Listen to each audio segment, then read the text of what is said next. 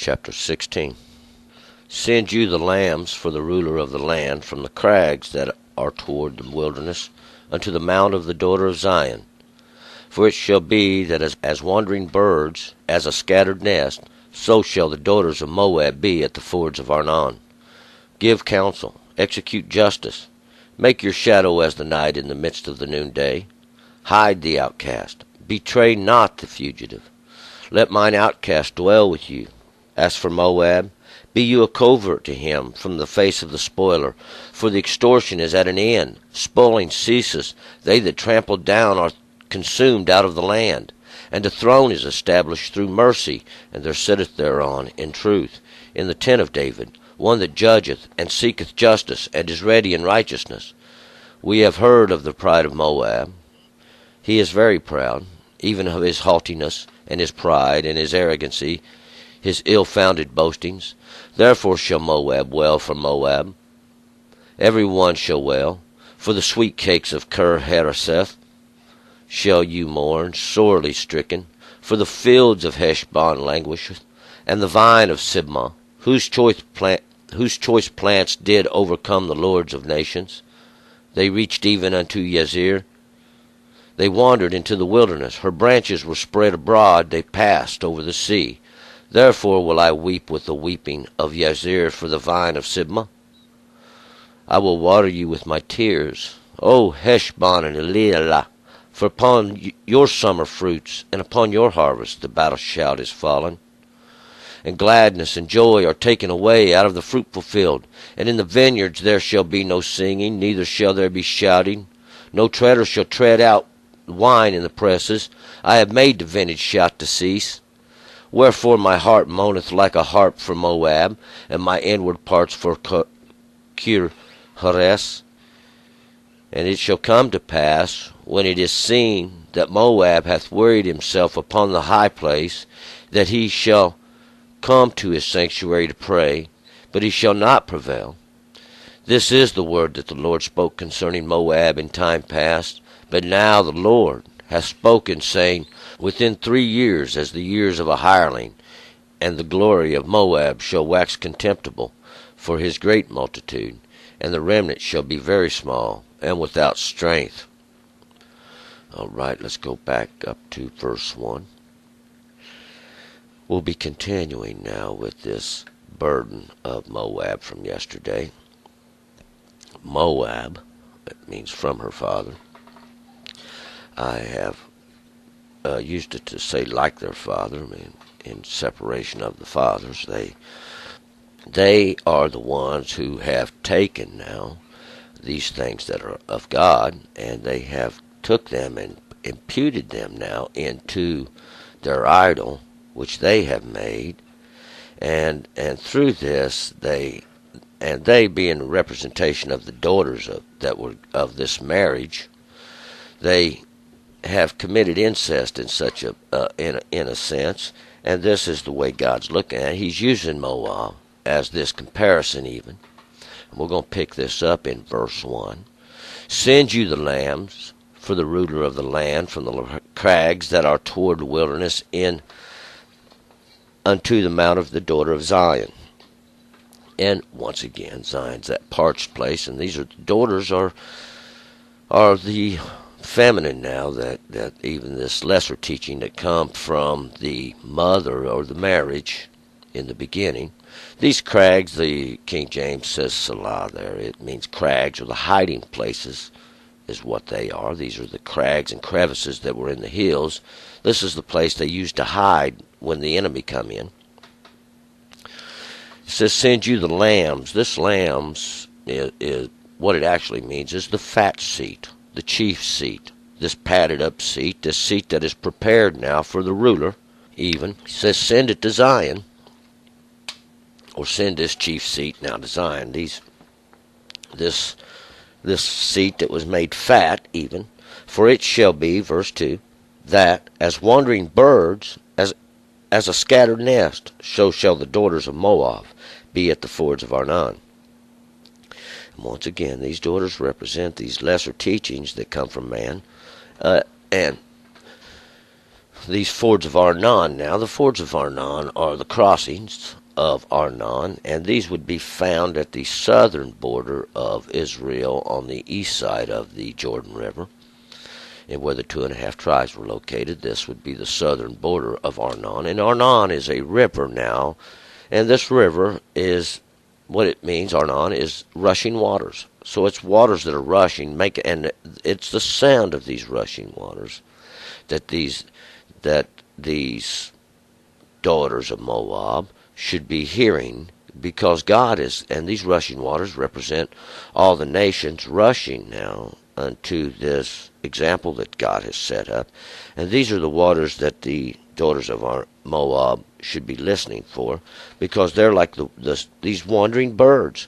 And these wandering birds are one that's been scattered from the nest. Something's knocked the nest down. It was a storm. It's knocked the nest down, and these little birds are just running around on the ground. They have no understanding. 3. Give counsel. Execute justice. Make your shadow as the night in the midst of the noonday. Hide the outcast. Betray not the fugitive. Betray not the fugitive. Give not up. Tell them not where they're at. Don't say, here are the fugitives. And this give counsel, this is what they've been doing. But God has commanded them now to execute justice, and to make their shadow as the night in the midst of the noonday, because that's what's going on. Their shadow, even this that shades and gives comfort, as the night in the midst of the noonday, a hiding place now, even for a hiding place. 4. Let mine outcast dwell with you. As for Moab, be you a covert to him from the face of the spoiler, for the extortioner is at an end, spoiling ceases. They that trample down are consumed out of the land. And this is done now by the work of God. This is not done by men, though we're going to see now the spoiler has ceased. And we'll take this back to the example that was used even at that time now. The king of Babylon was going to come in, and he was going to take over all this area even. And that's what really is going on. The spoiler, these that had set themselves up over the high places and took over all these high places, because that's what this is about, see, and they had took over these things and imputed God unto their idols and everything else. See, this is the spoiler. This was the destruction that we're talking about. But God brought an end to it by destruction. See, he brought in the king of Babylon to make an end of everything. 5. And a throne is established through mercy, and there sitteth thereon in truth, in the tent of David, one that judgeth, and seeketh justice, and is ready in righteousness. And we're going to find out this has to do with the prophecies even of the end time, this, because God reestablishes now the throne of David, and he does it through mercy. It is done through mercy, that God one more time is going to make himself known through this act that he will do. See, God does this. God establishes kingdoms. God throws kingdoms down. God does whatever God wants to do. And he does this to teach you that he is God. There is no other. We will find this out. But he sits there on the throne, one who will judge. And this was the purpose of the throne of the king in the first place, was for judgment.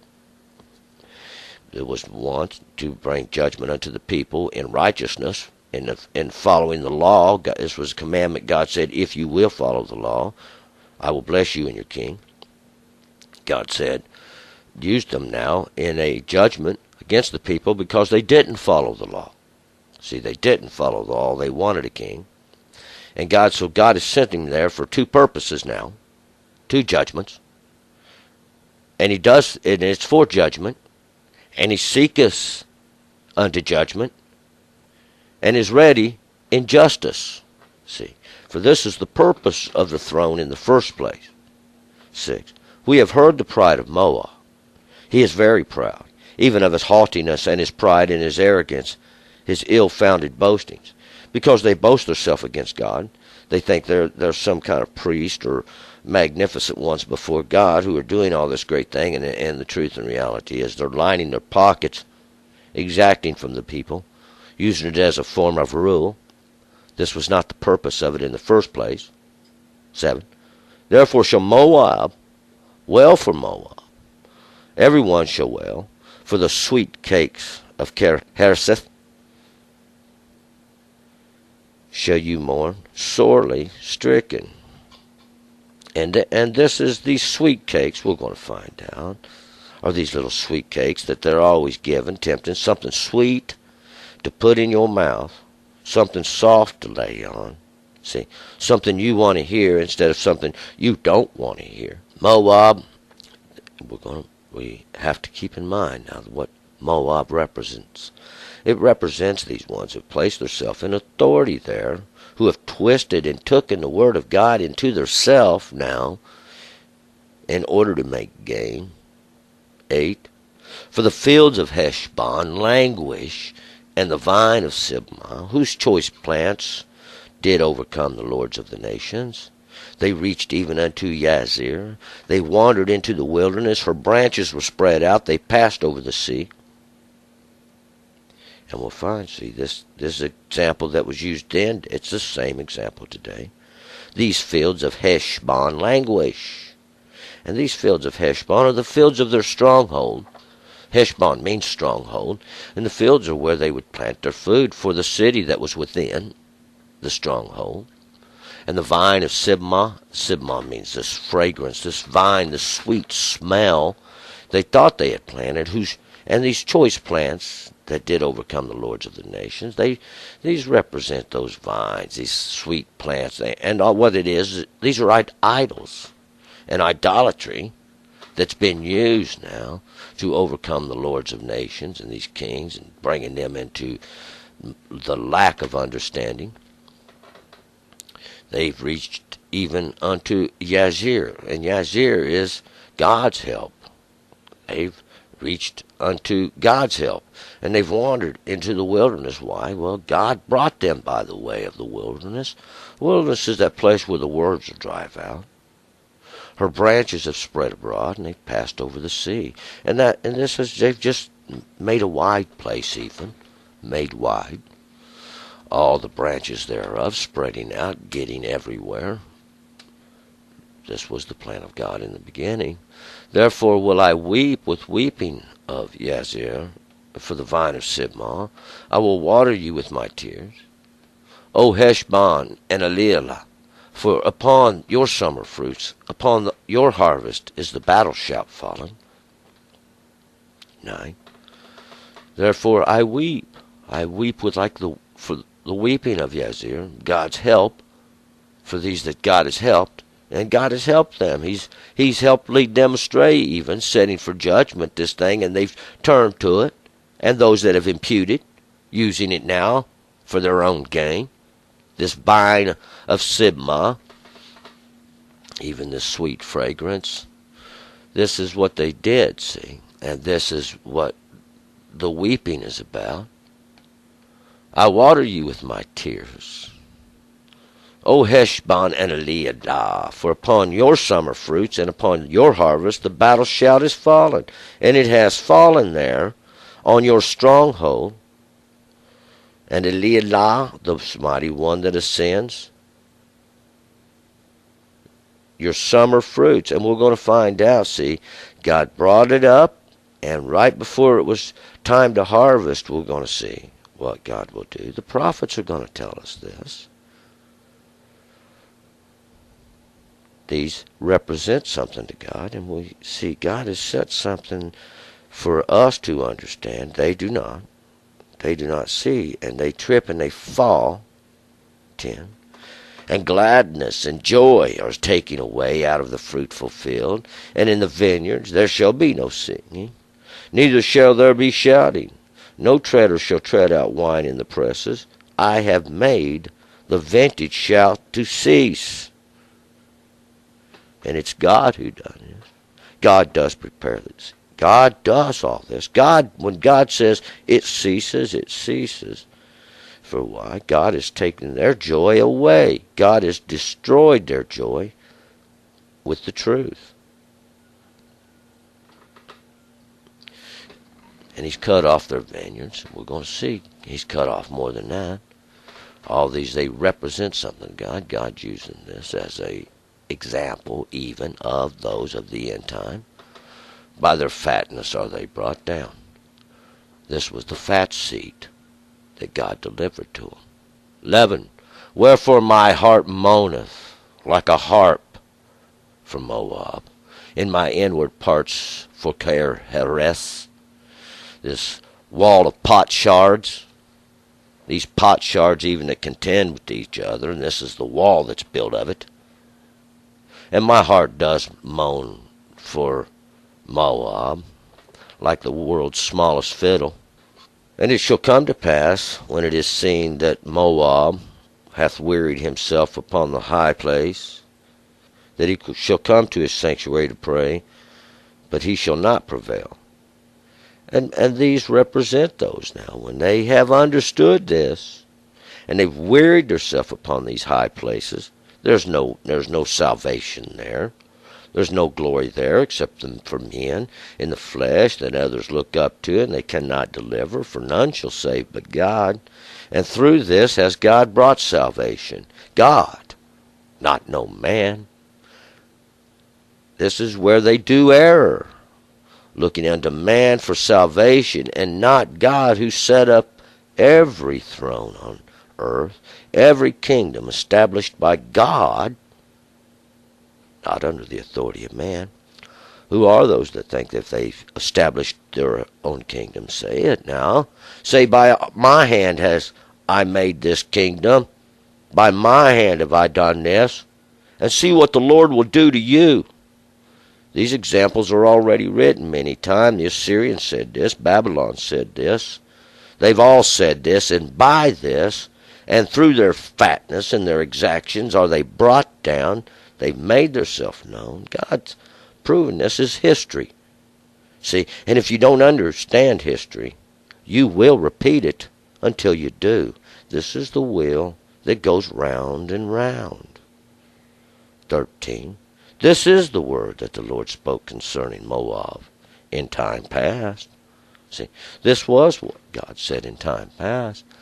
14. But now the Lord has spoken, saying, within 3 years, as the years of a hireling, and the glory of Moab shall wax contemptible for his great multitude, and the remnant shall be very small and without strength. And remember, these Moab is this daughter that's polluted. She's made drunk her father even. And this glory, she's going to wax contemptible as a thing of nothing. It's going to be for nothing, and we're going to find out when you wake up, it'll be as a night dream that has passed away and gone. Within 3 years, as the years of a hireling. This would be the years of an apprentice.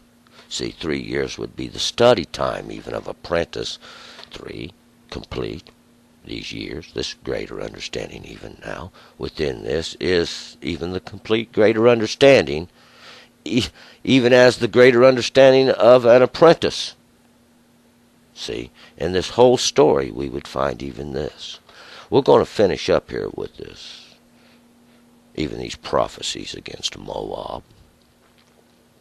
And we're going to move on to chapter 17.